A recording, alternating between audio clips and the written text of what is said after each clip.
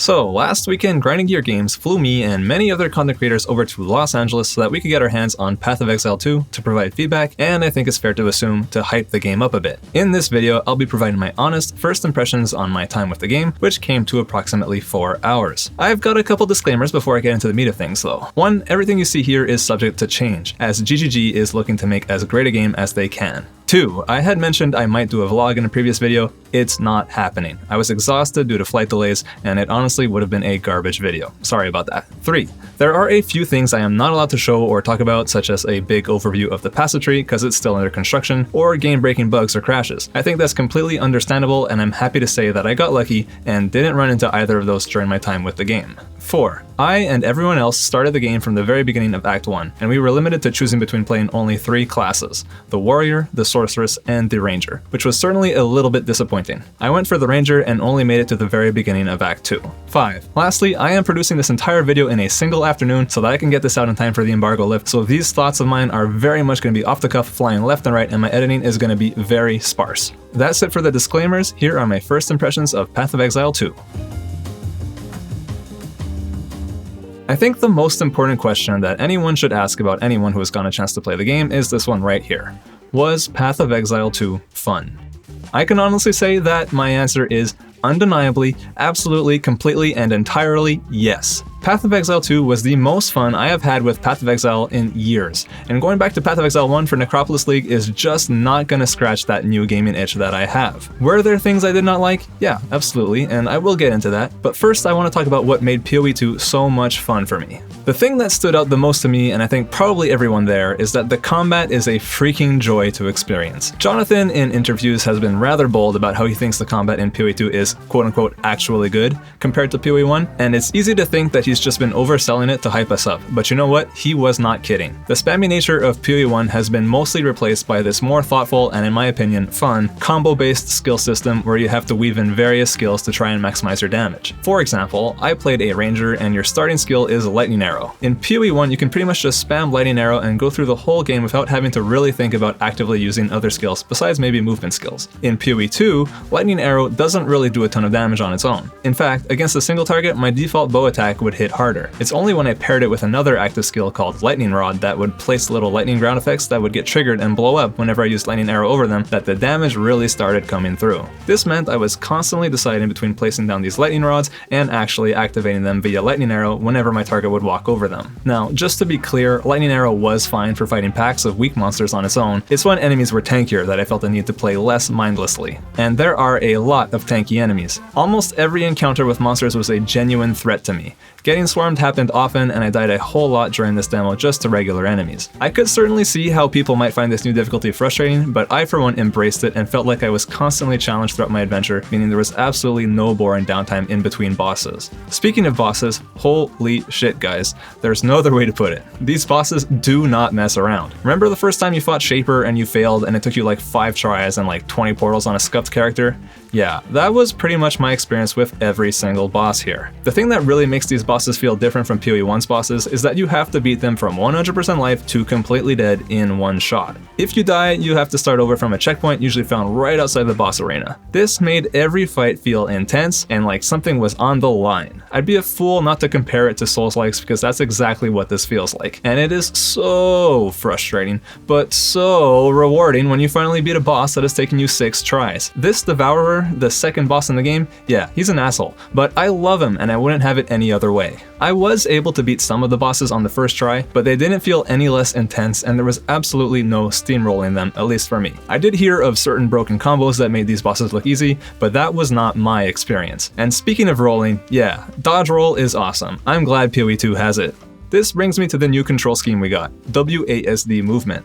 GGG has been hyping it up, saying that everyone at the office uses it, and yeah, it's great. It takes some getting used to, and having to move up to items on the ground or NPCs in town to interact with them is a little awkward. I wish just clicking on an item or NPC would move you over to it, but in the heat of combat or while running around a beautiful new environment, WASD felt great, and I am converted. We didn't get to rebind our skills to different keys, and the default layout didn't feel super comfortable to me. I would have much preferred being able to bind skills on X and C rather than R and T, but I fully expect that to be something we can do in the beta. While I'm on the subject of controls, I was sitting next to a certain creator named Eris, also known as Avoiding the Puddle, and beyond him just being a great guy, he was playing the game with a controller, and I'm pretty sure he was the only one. I asked Jonathan if controller support was a thing before we got to play, and he basically said that technically it should probably, hopefully, fingers crossed work, but that it wasn't something they really even thought about for this demo. It looks like it was entirely playable already, which is nice to see. And while I don't have any footage of it, the UI for it looks really pretty. You'll just have to take my word on it. Moving on, I'm not going to touch on the story at all. I didn't have time to really soak that in whatsoever, and I was just trying my hardest to get through Act 1. That was my goal. Visually, the game is a treat, and I wish I had recorded it with a higher bitrate because what you see here on YouTube just doesn't do it justice, and that's entirely my bad. Sound design and music-wise, man, it was so immersive. Thankfully, we had these really good noise-canceling headphones because the room was really loud otherwise, but yeah, the game sounded amazing. I'm gonna make you guys listen to the beautiful music and ambient noises in the hunting grounds for like 10 seconds so you can soak it in.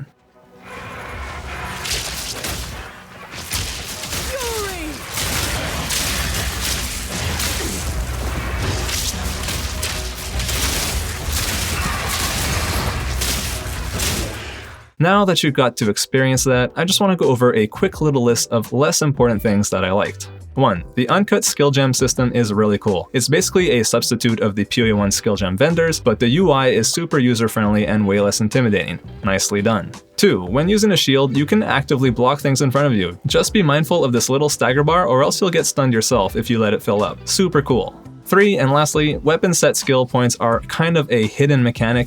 It took me a while to realize I had these extra points that I could invest in my tree, and once I did, I felt much stronger. These are cool. Okay, I think that's a pretty good overview of all of the things I really liked. At least, those are the things that stood out enough to me while playing that I decided to write notes about them on the spot. Now it's time to get into some of the things that I think can be improved upon, and I feel like I have to preface this by saying that overall, I really enjoyed my time with the game, and that these little issues I have can mostly be fixed by just adjusting some numbers. Well, except for one thing, which is a pretty big deal, and I don't know if it's something GGG is willing to bend on. That's the fact that whenever you die while progressing through a zone, the zone gets reset completely, a la Dark Souls. At first, I didn't even realize that's what was happening, and then I thought maybe it was a bug, and eventually it dawned on me that no, this is entirely intentional. So why did it bother me? Well, usually when playing ARPGs, you progress through an area, and if you happen to die, sure, you might have to run all the way back, but at least you don't have to kill all of the monsters again, right? That progress you made is kept. Well, in PoE 2, your map layout still stays the same, but all of the enemies are reset, and it's not even like it's the exact same enemies that you had the first time around. A new rare can spawn with the Haste Aura surrounded by a pack of little trash mobs that will absolutely surround you and ruin your day. This happened pretty often. Also, I think it's worth mentioning that the zones in this game are freaking huge compared to PoE 1. So having to reset that progress feels so punishing, and I did experience some deaths that felt like there was nothing I could have done to avoid them. Personally, I think that resetting on bosses is 100% the right call, but resetting on regular deaths from trash mobs, not so fun. Also, if you die before picking up loot off the ground, tough luck, there's no way to get it back. Alright, next up on the docket, support gems. Okay, I don't have a lot to say about support gems, and that's because I only found 5 of them during my 4 hours of the game, and you know what? I couldn't equip a single one of them. Yeah, the fact that that's even possible sucks. Now, I did apparently skip a side quest in the graveyard that would have let me choose a support gem had I completed it, but I didn't know that that was the reward, and given the time constraint we had, I decided to push forward. Support gems are the core of the PoE skill system, so not being able to use any in my 4 hours with the game, yeah, what's up with that? Next, I didn't love the lack of loot. While PoE 1 absolutely gives out too much loot, I think they might have gone a bit too far in the opposite direction for this demo. I only found 1 bow upgrade during my entire Act 1 playthrough. What this means is that my damage was utter trash until I got this new bow, inflating the difficulty of the game. Tied to this is the fact that there are very few orb drops. I think I got 1 or 2 alchemy orbs and a single chaos orb after beating the Act 1 final boss, who was really cool by the way. My bow upgrade came from me using one of these alchemy orbs on a white bow base I picked up, and I got very lucky with the mods. While I did praise the dodge rolling earlier, there is something I don't like about it. It doesn't go through enemies. I know this is intentional, but getting surrounded felt really bad, and because I had Z DPS, I really would have liked to have an oh shit get me out of here button. Maybe there are movement skills available later on, but this was just my personal observation. That's about it for my negatives, honestly. Besides the zones resetting thing, I think my issues are very easily improved with just some fine tuning, and I'm sure they'll find the right balance before the full launch of the game. One last thing before I leave you guys. Yes, the game does feel much slower than Path of Exile 1, and it really does feel like its own thing. Sure, the similarities between both games are there, but the act of engaging in combat really feels different, and in my opinion, in a really positive way. Like I said, I don't even feel like playing Path of Exile 1 anymore because this was amazing, and I've spoken to a few other creators who feel the same way. This ended up being a bigger video than I thought it would. If you have any questions about anything I said, or just random thoughts, write them down in a comment and maybe I'll answer them in a future video. Well, at least any of them that I can legally answer. Do me a solid and hit the like button for the algorithm and consider subscribing for future videos. Thank you very much, Grinding Gear Games, for inviting me. Catch you guys in the next one.